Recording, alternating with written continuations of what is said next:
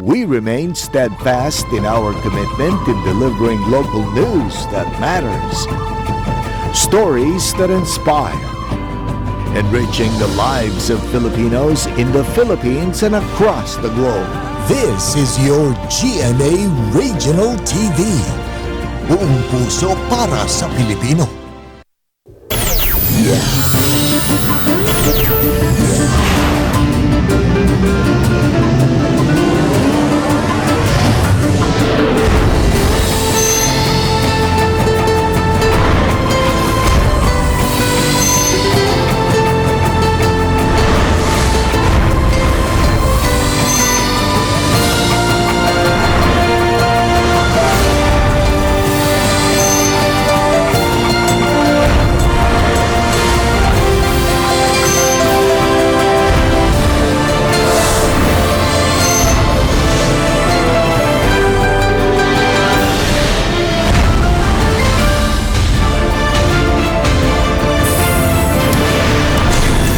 Ang GMA Regional TV Balitang Bisdak.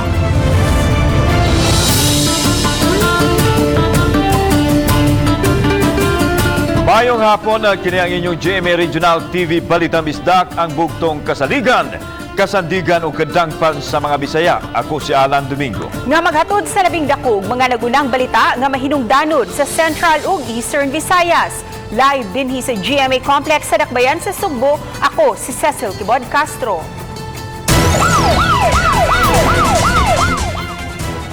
Usa ka 18 anyos nga dalaga kapin sa simana nang gipangita sa iyang pamilya. Mas nabalaka ang iyang ginikanan human makadawat og mensahe nga nagpakitabang kini. Ang detalye sa report ni Nico Sereno. Balisa og di na mahimutang ang inahan nga si Marifel nga sigig huna-huna sa iyang anak. Ang 18 anyos nga si Jerica, 8 kaadlaw na nga missing, human milakaw sa ilang balay sa Tayud Konsolasyon. Marso 22 kini katapusan nga nakitaan, misakay og tricycle. Pasado alas 12 sa tungang gabi, Marso 27, nakadawat ang inahan og chat gikan kang Jerica. Nagpakitabang kay kuno gidala sa lugar nga wala siya masayod, dalang pangayo og pasaylo sa iyang inahan. Katapusang mensahe niini, gibalibag kuno siya sa kabatuan. Matod sa inahan, buntag na niya nabasahan ang chat ug di na niya kini makontak. May problema itong kwarta, madali-dali pa. Pero anak na anak. Grabe. Gusto tayo ka magtakang anak, sir. Ako'y tarong tog. Ako'y tarong kaon. May pagduda ang pamilya kinsa ang posibleng midagit kaniya. May nakaila kuno siya nga silingan nila nga dunay gisugo nga transaksyon sa kwarta ngadto sa Batanon. Apan dihang nausban kini pagsugo, wala na musanong si Jerica. Maluin taon mo, pahibawain taon ko. Maluin taon mo kisa ito nakaila i-report in taon ninyo. Sa mga nasayod sa iyang nahimutangan, nanawagan ang inahan nga mutawag sa numero 0905-527-5525. Samtang nakapablatter na sa kapulisan ang pamilya kabahin sa nahitabo kang Jerica. Matod sa Konsolasyon Police, padayon ang ilang investigasyon, pagsusi asa ang nahimutangan niini. Subay sab niini ang pag-background check sa mga kaila o nakatransaksyon sa Batanon. Ingon sa mama sir nga nag-abang kuno sila silingan before. Location ni birthday at the same time location sa mga kaila sa daling pan ni sa biktima nga si Jerica. Uban ni Godfrey Relien, Nico Sereno. Balitang Bisdak.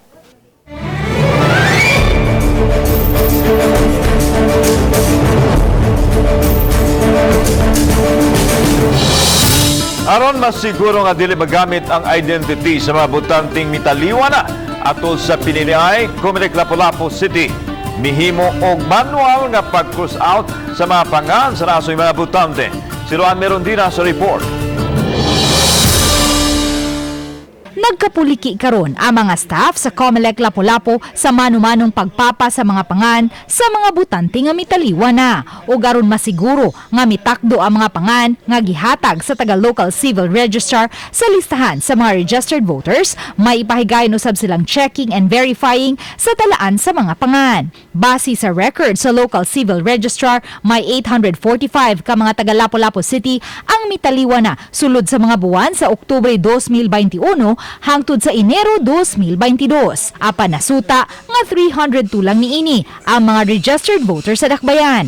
Ang nahabiling 543 mga bata o baka dili rehistradong botante sa Dakbayan. Napanglantawang mas daghan ang mga mitaliwan nga mga registered voters ning higayuna, ilabi na sa nasinating pagsaka sa mga severe COVID-19 cases sa nakalabayng mga buwan. Hinuon gipaniguro sa Comelec Lapu-Lapu nga updated ang ilang listahan sa mga mitaliwan nga base sa pinakawahing data sa local civil registrar. Gitataw sa taga-Comelec nga dili basta-bastang madilit ang pangan sa mga botante nga nakalas na, gawas kun hatagan sila sa listahan sa taga-local civil registrar. Hinuon gitataw sa Comelec nga automatic kining madilit sa listahan sa mga registered voters human sa duha ka sunod-sunod nga piniliay nga wala kini makabutar. For example, kung ang masakiton namatay ngadto sa Cebu City, so therefore iyang record tuwa pod sa Cebu City. Or sa Mandawi siya namatay, sa Mandawi pod iyang record. Gawas kung ang Mandawi or Cebu City mo submit po sila diri sa civil registrar sa Lapu-Lapu nga mo po ning mga tawhan na taga inyo nga nangamatay diri sa hospital.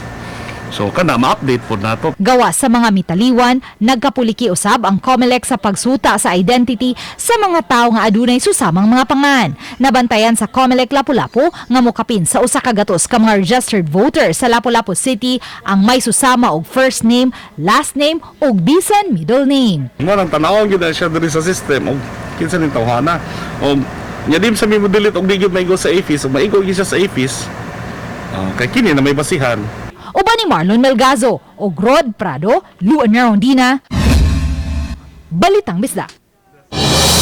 Unsa kaandam ang kabumbiruhan sa pagtubag sa alarma sa sunog nga muulbo sa mga high-rise building? Sayra nato ang katakos sa BFP, pinaagi ni ining report. Unang migawas ang aso sa taas nga bahin sa building, timaan nga adunay sunog nga nahitabo. Taon-taon miabot ang mga fire trucks nga mikumbati sa pagpawong sa sunog sa ibabaw sa building. Migamit na og area ladder sa fire truck ang kabumbiruhan nga maoy ilang gigamit aron makaabot sa pagpasirit sa gigikanan sa sunog. Ang Cebu City Fire Office adunay upat ka mga area ladder nga magamit sa ingon niini nga panghitabo. Aron mas dali nga makakanaog, nagrapil ang mga bombero padung sa bus. Samtang nangabot usab ang ambulansya, gipagawas ang makawani sa nasunog nga edipisyo o gitapok silang tanan sa usa ka evacuation center. Lisod man kayo moingon ta, it's very good or excellent because kinahanglan gid ba there's always a room for improvement. Daghan tang nakita ang mga lapso siguro, but this is the first time nga ni conduct og simulation exercise sa nag-involve high-rise buildings. Naay mga areas for improvement, which is we are looking forward nga on the next drill mas ma-implement pa gid nato.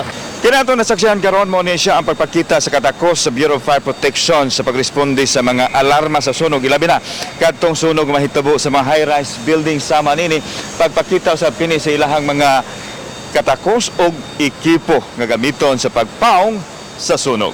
Mato ni Senior Fire Officer Wendell Villanueva ang tigpamaba sa Cebu City Fire Office nga dunay 19 kasunog ang ilang narespondihan. Sulod lang sa Marso og mitala og kapin 50 milyon pesos ang danyos. Nagunang hinungdan sa sunog ang problema sa linyas kuryente ug ang gamit sa pagpangluto sa kusina nga napasagdan.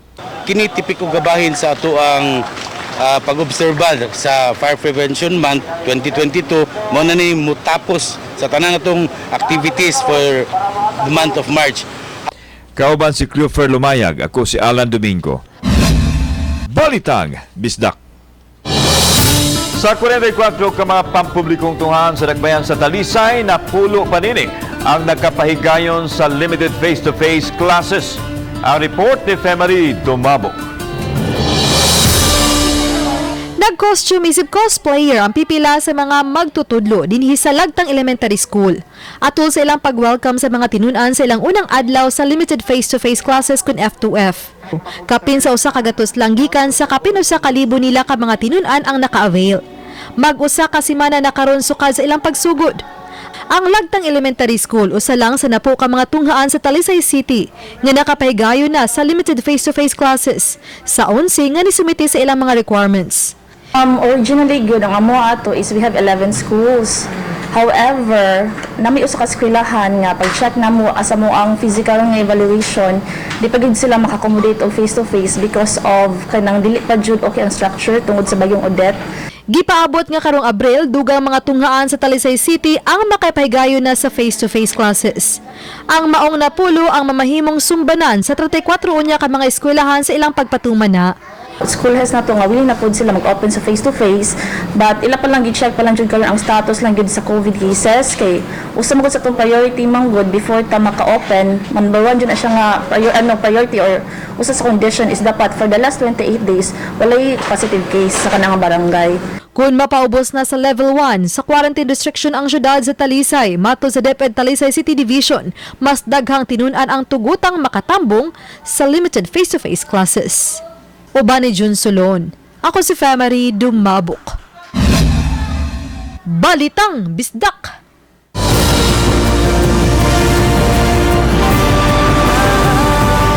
Kini ang GMA Regional TV Balitang Bisdak.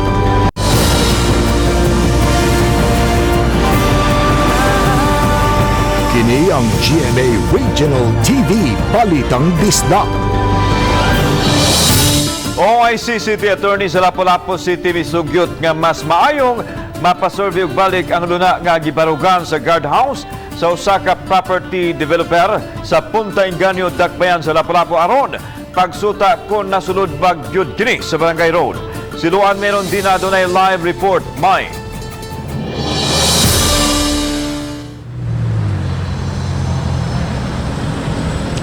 Yeslan, kini ang nakita nga paagi sa City Attorney's Office nunot sa managlahing dokumento nga na-issue sa City Planning and Development Office ug sa City Engineer's Office. Certification. Gitataw ni Engineer Perla Amar, pango sa City Planning and Development Office kinsa mauusab ang kasamtangang pango sa City Engineer's Office nga gihimo niyang basihan sa pag-issue og certification ang development plan mismo sa naasoing property developer. Apan wa siya masayod nga niadtong tuig 2016 may gi-issue na day usab nga certification ang City Engineer's Office nga gipanguluhan kaniadto ni Engineer Alan Pedregal kabahin sa Utlanan sa Barangay Road ug sa private property. Ato di ang kanang Barangay Road ends at the first gate katong na-demolish na. So that area there nga which I issued nga it's a Barangay Road based on the submitted development plan of the Kwan, it's already a private road na to ito siya. Oh, okay. Ang katong again the certification issued by the former city engineer Alan Pedregal is based on the road inventory man to siya. Ang banayng daitol, kinsa nagpailang mga claimant sa luna, mitiabaw, kay gawas nga maglisod na sila pagsulod o gawas sa ilang panimay, lakip na ang ilang mga guests sa gitukod nilang beach resort. Kay may gitukod naman nga guardhouse ang property developer sa kaniadtong ilang agianan. Busa, mamidpid na lang sila sa dagat. Apan gipasabot ni Attorney James Sison, OIC City Attorney, nga tungod kay nag-ung pa ang kaso kabahin niini, hinungdan nga dili usab basta-basta nga makahilabot ang dakbayan. Mas reliable ang katong base kit sa survey, but without kanang kuan ba, kanang without what mo take og side. But there is really for me, there's really a need nga mo resurvey ta sa area.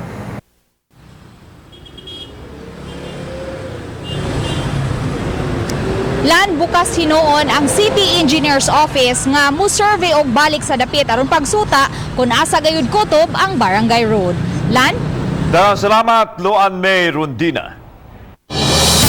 Philippine Drug Enforcement Agency, Confideya 7, mipaimbestigar sa paglambigit sa ngalan silang ahensya sa giingong pagkamising sa usa ka dalagita sa lungsod sa Konsolasyon. Sayra nato ang detalye, pinaagi ni ining report. Gipasusidayon ni Director Levi Ortiz sa PDEA-7 ang nadawat nga report nga may nagpailang sakop sa ilang buhatan ang miadto sa balay sa 18 anyos nga si Jerica Oman sa Barangay Tayud, Consolacion. Sa pamahayag sa inahan sa na-missing nga dalaga, gipangutana sila nganong nakadeposito kini og kwarta sa bangko kaduha ka higayon. Base usab kini matud pa sa usa ka drogista nga unang nasikop sa PDEA apan nabuhian na. Sa inisyal nga resulta sa investigasyon sa PDEA official, wa manambigit ang ilang mga tao sa ingon niini nga kalihukan. Matod ni Ortiz nga kanunay magguyod ang ngalan sa PDEA tungod kay adunay mo gamit nini. Busa di sila magpanuko og himo og legal nga lakang sa mga tao nga may gamit sa PDEA aron maduhig sa kontrobersiya. Kani kong PDEA kadalakaw na to naamugod tay gitawag mission order na ako gid mo pirma. Na naputay kanang coordination report ali sa ato ang Regional Operation Center. So atong patanaw, wala may record nga nainlakaw ang PDEA ditong lugar. Sa pikas bahin ni Mando si Police Colonel Engelbert Soriano sa kapulisan sa lungsod sa Consolacion nga paspasan ang pagresolbar sa kaso sa na-missing nga dalaga. Ang directive lang natin directly naman involved ang ating COP sa investigation niya. So siguro in the coming days magkaroon na rin ng progress yung investigation nila. Kauban si John Solon, ako si Alan Domingo. Balitag, Bisdak. Sa silingang lalawigan sa Negros Oriental daw susama sa usa ka sapa ang National Road sa Barangay Banilad sa Dumaguete City ug sa pipila ka lungsod kaganinang buntag. Ani ang report ni Chelo Valiana.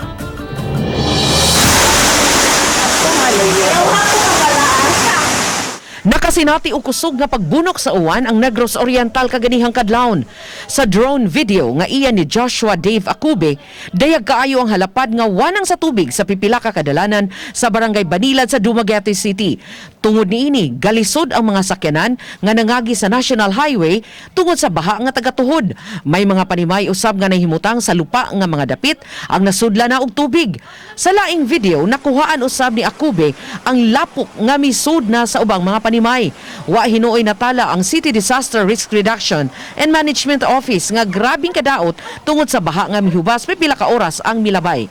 Gibahaan ang Barangay Banilad dihang miawas ang tubig sa sapa. Samtang sa video ni Jemima Hindang, gibahaan usab ang Barangay Buntis sa lungsod sa Bakong nga miabot na sa kabalayan sa dapit. Matod sa pag-asa nga ang kusog nga pagbunog sa uwan sangputanan sa localized thunderstorms. Uban ni Rod Prado ug Clans Gabutin, Chalo Valiana, Balitang Bisdak.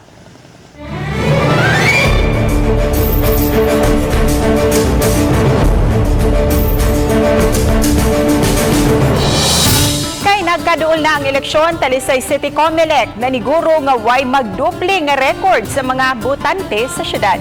Ang report ni Femari Dumabok. Double time ang mga kawani sa Talisay City Comelec. Ilang mga lamisa na puno sa mga dokumento sama sa Book of Voters di natala ang 148,000 ka mga botante. Pangandam kinialang sa imuong certification and verification sa mga magtutudlo nga maoy mulangkob isip mga electoral board. Kapi na lang sa buwan sa dili pa ipahigayon ang piniliay. Para accurate ma'am, ang 1:1 ang record ma'am from comparing sa ADCBL o PCBL o ang sa actual nga VRR. Kung nga magpareha og now, nga gikan siya sa laing lugar, nga nakadawat ng mga transfer ma'am ba. So amo siyang i-highlight. Sunod si Mana himuon ang training sa mga board of canvassers. Samtang inisyal nga gitakda sa Talisay City Comelec nga sa Abril 12 ipahigayon ng Oplan Bakla sa mga campaign posters sa mga kandidato nga wa mosunod sa lagda. Panawagan na sa Talisay City Comelec sa mga kandidato ug sa ilang mga supporters nga mangunay na sa pagtangtang aron mapakita nga tinarong ang ilang panerbisyo. Mato ni Batcho nga dili na unta huwaton pa sa mga kandidato ang Comelec, kapulisan ug uban pang ahensya sa kagamhanan nga maoy manangtang niini. Uban ni John Solon, ako si Femari Dumabok. Balitang Bisdak. Mga kapuso, ato nakita karon sa atong TV screen ang sitwasyon, traffic situation sa May Salinas Drive sa Barangay Lahog sa Cebu City ni mga oras sa hawan pagkayo ang karsada, both lanes mga higala. Kini ug uban pa mga balita sa pagbalik sa Balitang Bisdak.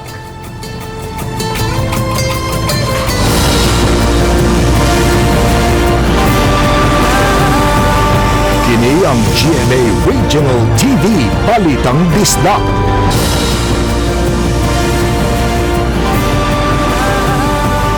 Kini ang GMA Regional TV Balitang Bisdak. Formal nang gilusad karong adlaw ang kapin sa gatos ka mga modern jeepneys sa lain-laing ruta dinhi sa Metro Cebu. Ang LTFRB-7 aduna na gilatid nga plano kabahin nining tradisyonal o karaang jeepneys nga nagbiyahe pas kadalanan. Ang detalye sa report ni Nico Serino. Sa reclamation area sa Mandaue City, gihimo ang launching sa mga modernized jeepneys. 117 tanan ang bagong PUJs, samtang 14 ka premium taxis nga formal nga giinugurahan kaganiha. Matud si LTFRB, sa tibok nasod kini ang labing daghang units nga gilusad sa mga modernong sakyanan. Pamatuod kuno sa mainitong paghangop sa mga Subuanon, mga transport cooperatives ug lain-laing ahensya sa gobyerno sa modernization program sa pampasaherong sakyanan. Pinaagi nining pag-deploy sa dugang mga modern PUJs sa kadalanan gitinguha nga makahatag kini og kahamugaway o komportable nga biyahe sa kadalanan. Parte gihapon kini sa modernization program nga gitinguha sa kagamhanan sa sektor sa transportasyon. Sa tibok Sugbo may kapin libo na ka mga modern jeepneys nga nag-operate nga gilaumang mapun-an pa. To provide safe, dependable, and comfortable public transport sa atong mananakay. Mao gyud na ang tumong sa programa. It's not all about the co-ops, it's not all about the suppliers. Mandaue to IT Park, Mandaue to Park Mall, Cebu City to Liluan, Cebu City to Consolacion, napay daghan, Lapu-Lapu. Matud sa LTFRB chairman, gikan sa Provisional Authority, hataga nagprangkisa ang mga modern PUJs kung makakumpleto sa requirements. Nagbiyahe hinon gihapon sa kadalanan ang mga traditional o kinaraan nga jeepneys, butang nga giawhag ni Delgra nga musagop na sab sila sa modernization pinaagi sa pagpasakop sa kooperatiba. Ang mga traditional PUJs mauna ang hatagan sa Provisional Authority nga limitado ang validity sa operasyon. After April 1, kung roadworthy pa ng mga karaan na hamubo na lang ang panahon ng ihatag nato under the concept of Provisional Authority. Ang prangkisa, good for 7 years. Uban ni Godfrey Relien, Nico Sereno. Balitang Bisdak. Regional Anti-Cybercrime Unit kon RACU 7 mipahimangno sa publiko nga magmatngon gumikan sa naghitak nga pagpamiktima sa online portal. Ani ang report. Kagahapon adlaw may bisita sa GMA Regional TV ang negosyanteng si Ernstville Abad human na biktima sa hacker ang iyang social media. Gitake over sa hacker ang iyang social media accounts nga maoy nanguntak sa iyang kaila og nanghuam og kwarta kay nakasugat siya og emergency. Tungod sa dakong pagsalig sa mga kaila nga makabayad ang negosyante, mi padala pod dayon sila og kwarta nga miabot gani sa 200,000 pesos pinaagi sa e-wallet transfer. Wahin na nila nasayran nga na-hack ang account, dihang gitawgan nila kini. Dili na ma-access sa negosyante ang iyahang messenger kay giilisa na kini og password sa hacker. Ang ingon ini nga senaryo ang kanunay nga masugatan nga reklamo sa Regional Anti-Cybercrime Unit Region 7. 30 ngadto sa 50 ka mareklamo ang ilang nadawat nining buwan na lang. Ang three most prevalent cybercrimes among na-noted is kaning kuan cyber libel, online scam o kaning kuan identity theft. So kaning tulo magpuli-puli gini sa top 3. Suma sa investigador nga gikinahanglan mo report dayon sa nabuhatan ug galing mabiktima sa mga modus. Apan mas labing maayo nga dili gyud motubay sa mga transaksyon nga gipaagi sa social media.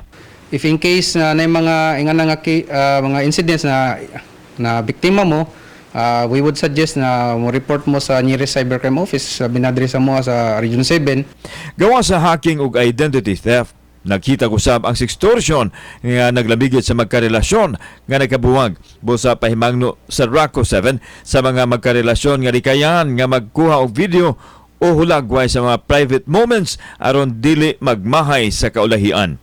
Kauban si John Sulon, ako si Alan Domingo.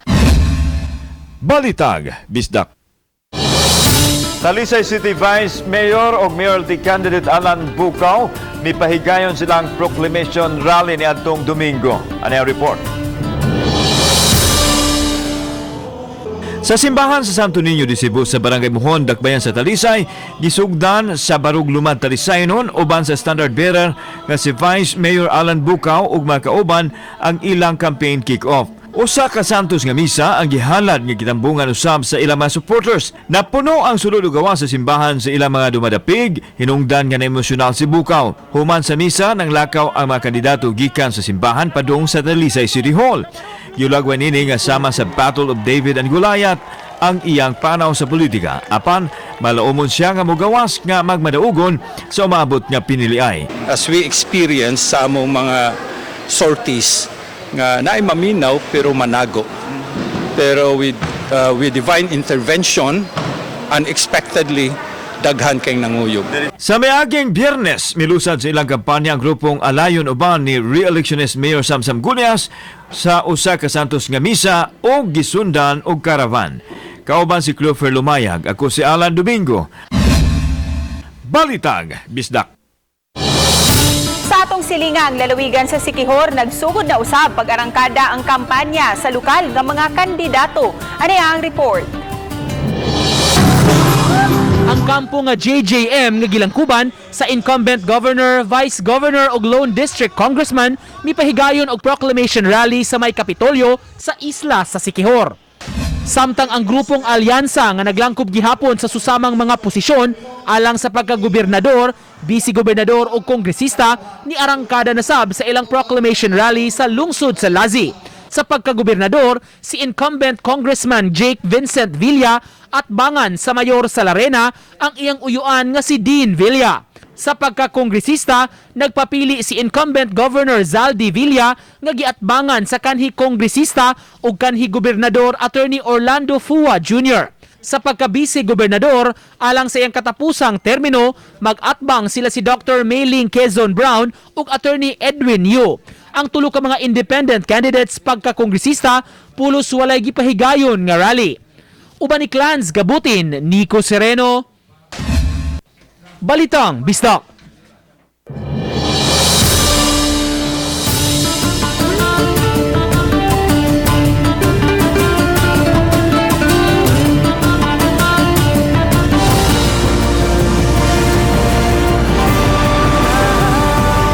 Kini ang GMA Regional TV Balitang Bisdak.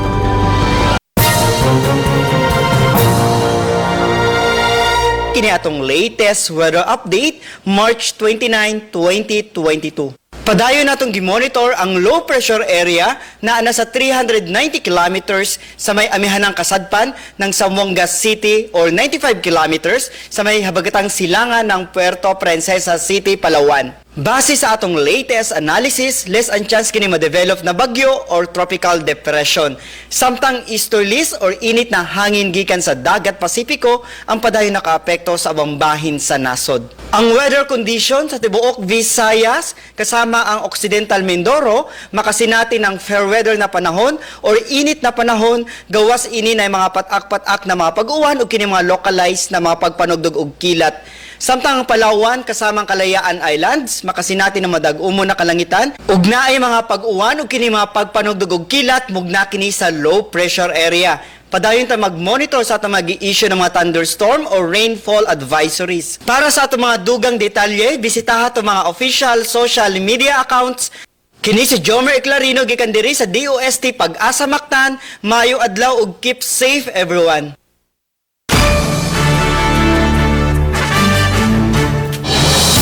Nagbunga hugot nga pag-ampo sa Ginoo inubanan sa buhat nining usa ka tinud-an sa Negros Oriental State University human Sierra ang nagbinugtong nga top-notcher sa March 2022 Geodetic Engineering Licensure Examination. Siya si Engineer Hannah May Gomez, 23 anyos, lumad nga taga Barangay Paliton, San Juan, Siquijor ug usa ka DOST scholar. Usa siya sa adunay labing taas nga passing rate sa kasaysayan sa pasulit sa geodetic engineering diin siya nakakuha og 90.20%.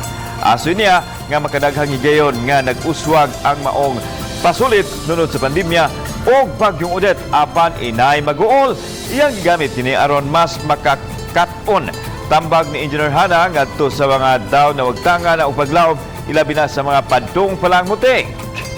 Dream and believe. Tuo nga kaya nimo na maabot, apili og ampo ug kakugi walay imposible. Remember na ang katulbihon temporaryo ra na, ang imong pangandoy puhon ang permanente. Libuan ka mga iro ug iring sa dakbayan sa Talisay ang nabakunahan, nakapon ug nalaygate nga libre sa matag Lunes nga drive-thru services sa Talisay City Veterinary Office.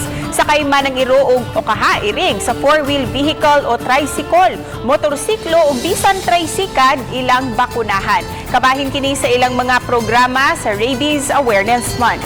Midua usab ang mga kawani sa City Veterinary Office sa mga barangay gym alang sa susamang serbisyo. May mga Talisay nunusab nga misagop og mga iro nga na-impound. Nini pagbalik eskwela na daghan sa daghang tunghaan importante sab nga makasugod og andam ang mga sa mga emerhensiya sa eskwelahan sa Tabuk, Mandawi City gipaubos sa training. Ang mga stakeholders nga kawani sa CDRR nimo nga nangunay sa pagpansay sa mga estudyante o magtutudlo. Tinguhan ini nga makaumol og rescue team sa mga eskwelahan aron makaresponde sa bisan unsa man nga mga panghitabo. Adunay simulation sa lain-laing eksena nga himuon sa eskwelahan. Ang maong tunghan apil sa second batch sa mga molusad sa face-to-face classes karong Abril.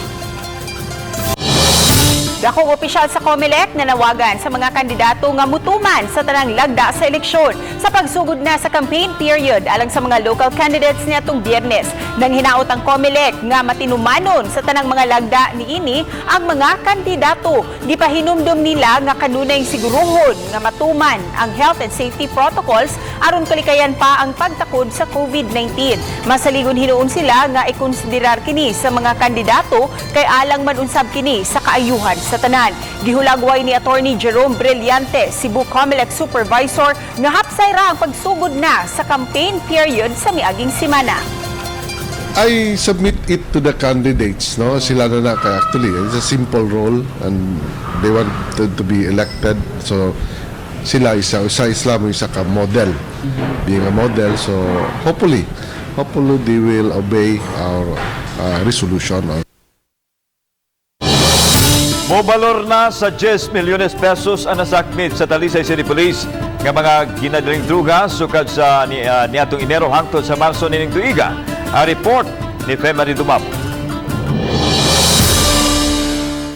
Niadtong weekend lang moabot sa 2.5 milyones pesos ang balor sa gidudahang iligal nga drugas nga nasakmit sa 5 ka anti-drug operation sa Talisay City Police. Usa ka masahista ang nakuhaan sa kapin sa 1 ka milyones pesos nga balor sa iligal nga drugas nga si Irish Neri, 30 anyos o kauban niyang 17 anyos. Lain nasakmitan sa kapin sa 1 ka milyon ka pesos sa gidudahang shabu mao si Davaris Espinosa, 18 anyos. Ang tulo taga-dakbayan sa Sugbo. Then they are catering not only in Cebu City but some parts in Metro Cebu, Mandawi, Lapu-Lapu, and even Lapu-Lapu they are distributing Lapu-Lapu and in Talisay. Rombo karon sa Talisay City Police ang gigikanan sa gidiling drugas. Human nila mabantay nga misiaw pagbalik ang namaligyan ini. Subay kini sa pagbalik na sa tapok-tapok tungod sa pagluag na sa restriction. In anticipation og naay mga upcoming big events like mga concerts and at the same time ang kining pag-ubos no sa ato ang quarantine classification kaya nga ato ang mga tao is manggawas na gyud, so ang demand for sure mo increase. Sukad Enero pipila na ang nasikob sa Talisay City Police nga nasakmitan og minilyon ka pesos nga balor sa ginadiling drugas. Uban ni John Solon ug Rod Prado. Ako si Femari Dumabok. Balitang Bisdak. Subay sa pagsugod na sa face-to-face classes sa pipila ka mga tunghaan dinhi sa Kabisayan, ani ay usa ka magtutudlo sa Leyte nga mas gipa-level up ang pag-makeover sa iyang classroom. Tanan-tanawon ta kini pinaagi sa report ni Mark Reggie Abella. Daghan ang daw gustong musit-in sa mala hotel nga classroom ni senior high school teacher Farah May Mosquete sa San Francisco National High School lungsod sa Isabel sa Lalawigan sa Leyte. Hapsay sa pananaw ang Scandinavian o Bohemian inspired nga disenyo gikan sa kortina, sofa, bookshelf, lamesa ngadto na sa bulletin board ug ang bida sa tanan ang aquarium. Kining tanan na human lang sud sa usa ka buwan pinagi sa pagtinabangay sa iyang mga co-teacher, higala, fiancé, ingon man ang mga ginikanan sa mga tinunan. Giangkon ni Teacher Farah nga personal nga kwarta ang iyang gigasto sa pagpa-renovate sa iyang dream classroom sa tinguha nga. So first and foremost, Jud, is the evaluation. And then, kontento naman unta ko silhig trapo-trapo lang. But ang co-teacher, which is my auntie, gipush Jud ko niya. She jokingly said nga, siya nga, dapat labuan mo akong room. So moto. That's why nag-hire ko og artist, gi-refer po sa akong co-teacher. Nya. Moto mo na namugna ang class home. Malaumon siya nga pinaagi sa iyang class home, makadasig kini sa iyang mga estudyante sa pagtuon, busa tambag niya sa mga ginikanan. Just continue to support your children going to school. Mabalik naman po sa inyo ha, if ever they'll be successful. Of course, mabawi dyan na sila sa inyo. And for those students, paniguro lang dyan mo, padayon og eskwela, and bear in mind nga your success is not just your success. It's also for the happiness of your parents pod nga nagkugi para makapa-eskwela sa inyo. Ang classroom ni Teacher Farah nagpahinumdum lang kanato nga ang classroom din kita nagsugod sa kat-on sa mga butang-butang, kinahanglan nga komportable o ma-feeling at home gayud kita. Kauban si Clans Gabutin, ako si Marco Giabella. Balitang Bisdak.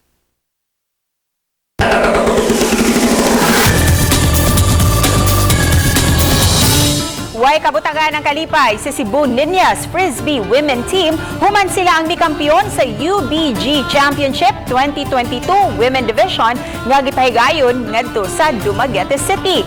Bound ang determinasyon ug disiplina sa matag miyembro, ilang nakabot ang tinguha nga mahatagan og dungog ug garbo ang dakbayan sa Subo. Kinibisan pa man wa sila'y nadawat ka suporta gikan sa lokal nga kagamhanan, ilabi na atol sa ilang mga training.